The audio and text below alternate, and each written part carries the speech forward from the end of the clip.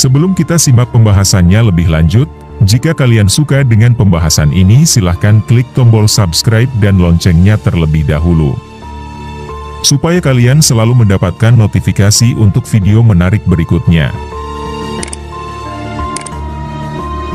Dimohon untuk menyimak sampai selesai supaya kalian tidak salah kaprah dalam menyikapi pembahasan kali ini. Siapkan kopi kalian terlebih dahulu dan selamat menonton. Pada zaman dulu di era Kerajaan Demak, hidup seorang tokoh yang cukup terkenal bernama Jaka Tingkir. Dia dilahirkan dengan nama Raden Maskarbet karena saat dia lahir, sang ayah yang bernama Ki Ageng Pengging, menggelar pertunjukan wayang beber yang dalangnya Ki Ageng Tingkir. Saat pertunjukan wayang itu, terdengar suara yang tertiup angin dan jadilah sang bayi itu dinamai Maskarbet. Sepulang dari mendalang, Ki Ageng Tingkir jatuh sakit dan meninggal dunia. 10 tahun kemudian, Ki Ageng Pengging dihukum mati karena dituduh memberontak pada Kerajaan Demak. Setelah kematian suaminya, Nyi Ageng Pengging jatuh sakit dan meninggal dunia. Setelah ditinggal kedua orang tuanya, Maskarbet diangkat menjadi anak oleh Nyi Ageng Tingkir, dan sejak itu dia lebih dikenal dengan nama Jaka Tingkir. Sejak muda Jaka Tingkir gemar bertapa, berlatih bela diri, dan kesaktian. Dia tumbuh menjadi pemuda yang tangguh dan tampan. Lantas seperti apa perjalanan hidup Jaka Tingkir sampai dia berhasil mendirikan Kerajaan Pajang? Mari simak pembahasan selengkapnya. Berdasarkan buku Babat Tanah Jawa, setelah beranjak dewasa, Jaka Tingkir merantau menuju ibu kota Demak bersama teman-teman seperguruannya, yaitu Mas Manca, Mas Wila, dan Ki Wuragil. Sesampainya di Demak, dia tinggal di rumah pamannya, yaitu Kiai Ganda Mustaka, yang merupakan seorang perawat masjid Demak berpangkat Lurah Ganjur. Pada suatu hari, Jaka Tingkir melakukan sesuatu yang tanpa sengaja membuat Sultan Trenggono, Raja Demak saat itu terkesan. Saat itu dia sedang berdiri di tepian kolam yang cukup besar. Tiba-tiba sang paman berteriak pada Jaka Tingkir karena Sultan Trenggono akan lewat. Jaka Tingkir yang terlatih dengan sigap melompati kolam yang lebar itu. Tanpa sengaja Sultan Trenggono melihat sendiri kejadian itu, dan terkesan akan kemampuan Jaka Tingkir. Dia kemudian diangkat menjadi prajurit Demak berpangkat Lurah Wiratamtama. Setelah Sultan Trenggono mangkat, pecah pemberontakan Arya Penangsang yang sebenarnya masih kerabat Kerajaan Demak, yang menjadi Adipati Jipang. Arya Penangsang yang tidak terima atas kematian ayahnya, kemudian membunuh Sunan Prawoto, sang pembunuh ayahnya yang juga merupakan putra mahkota Kerajaan Demak. Selain itu, Arya Penangsang juga membunuh Pangeran Hadiri, suami Ratu Kalinyamat dari Jepara.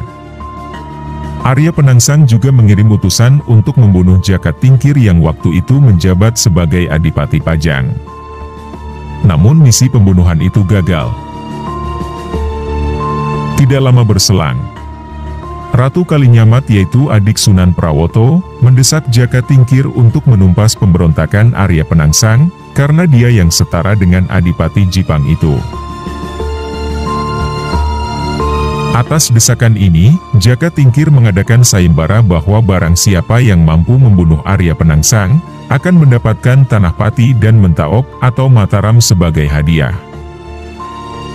Sayembara itu diikuti oleh Ki Ageng Selo, Ki Ageng Pemanahan, dan Ki Panjawi. Dalam penumpasan ini, Ki Jurumartani kakak ipar Ki Ageng Pemanahan, berhasil menyusun siasat cerdik sehingga Sutawijaya, yaitu anak Ki Ageng Pemanahan berhasil membunuh Arya Penangsang. Setelah pemberontakan itu, pusat Kerajaan Demak dipindah ke Pajang dengan Jaka Tingkir sebagai rajanya. Sementara itu Demak dijadikan daerah kadipaten dengan anak Sunan Prawoto yang menjadi adipatinya. Dalam kepemimpinannya sebagai raja, Jaka Tingkir mengangkat rekan-rekan seperjuangannya dalam struktur pemerintahan. Mas Manca diangkat menjadi patih bergelar Patih Mancanegara. Sementara Mas Wila dan Ki Wuragil dijadikan menteri berpangkat Ngabehi. Sementara itu Jaka Tingkir yang saat itu bergelar Hadiwijaya, masih belum melaksanakan separuh janjinya dalam sayembara itu. Saat Ki Panjawi sudah mendapatkan hak tanah Pati sebagai hadiah sayembara, Ki Ageng Pemanahan belum mendapat tanah Mataram yang dijanjikan padanya. Rupanya saat itu Jaka Tingkir cemas mendengar ramalan Sunan Prapen, bahwa di Mataram kelak akan lahir sebuah kerajaan, yang mampu mengalahkan kebesaran kerajaan Pajang. Namun Sunan Kalijaga meminta Jaka Tingkir untuk segera menepati janjinya untuk menyerahkan tanah Mataram. Waktu itu tanah Mataram sendiri merupakan bekas peradaban kerajaan Mataram kuno, yang sudah tertutup hutan bernama Alas Mentaok. Setelah menerima hadiah dari Jaka Tingkir, Ki Ageng Pemanahan sekeluarga, termasuk Ki Jurumertani, membabat hutan itu dan mendirikan desa Mataram. Desa itu menjadi tanah perdikan di mana penguasanya hanya diwajibkan untuk menghadap Pajang secara rutin, tanpa kewajiban membayar upeti. Pada tahun 1568, untuk pertama kalinya Ki Ageng Pemanahan bertemu Sunan Prapen, dan meramalkan bahwa Mataram akan menaklukkan Pajang melalui keturunannya. Ramalan Sunan Prapen itu terdengar sampai ke telinga Jaka Tingkir. Dia pun tidak lagi merasa cemas dan menyerahkan semuanya pada kehendak takdir. Setelah Ki Ageng Pemanahan meninggal pada tahun 1575, anaknya, Sutawijaya diangkat menjadi penguasa baru Mataram. Dia diberi hak oleh Pajang untuk tidak menghadap selama setahun penuh. Setahun telah berlalu, dan Sutawijaya tidak kunjung menghadap Pajang atas kondisi di wilayahnya. Jaka Tingkir lalu mengutus Ngabehi Wiralama atau Mas Wira, dan Ngabehi Wuragil atau Ki Wuragil untuk meninjau desa itu.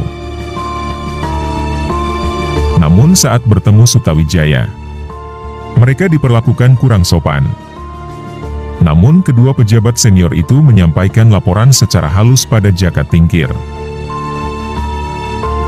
Tahun demi tahun berlalu, Jaka Tingkir kembali mengirim utusan ke Mataram. Saat itu yang berangkat adalah Pangeran Benowo yaitu putra mahkota. Arya Pamalat yaitu menantunya Jaka Tingkir yang menjadi Adipati Tuban, serta Patih Mancanegara atau Mas Manca. Pada saat itu Mataram telah maju pesat. Sutawijaya menjamu tamu dari Pajang itu dengan pesta besar. Di tengah pesta itu putra sulung Sutawijaya yang bernama Raden Rangga, membunuh seorang prajurit Tuban. Arya Pamalat kemudian melaporkan keburukan Sutawijaya dan keluarganya. Seiring waktu, konflik antara Pajang dengan Mataram terus memanas. Kemudian perang antara Pajang dan Mataram tidak terhindarkan. Dan pasukan Pajang yang jumlahnya lebih banyak harus menderita kekalahan. Jaka Tingkir semakin tergoncang saat mendengar Gunung Merapi tiba-tiba meletus dan laharnya ikut menerjang pasukan Pajang. Dia pun meminta pasukannya untuk mundur dalam medan peperangan. Dalam perjalanan kembali ke Pajang, Jaka Tingkir singgah di makam Sunan Tembayat. Setelah melanjutkan perjalanan, dia jatuh dari gajah tunggangannya sehingga dia harus diusung dengan tandu hingga tiba di Pajang. Sesampainya di Pajang sakitnya bertambah parah.